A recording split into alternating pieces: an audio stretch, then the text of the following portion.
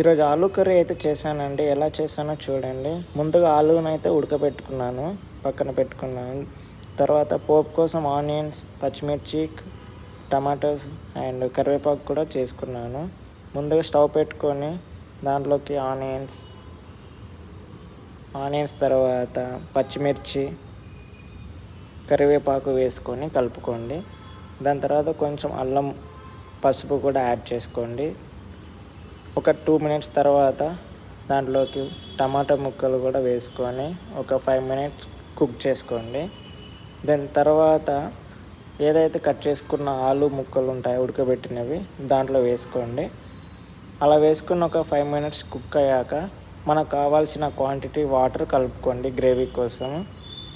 ఆ గ్రేవీ మీకు క్వాంటిటీ బట్టి మీరు ఎలా ఇష్టపడితే అలా వేసుకోవచ్చు వాటర్.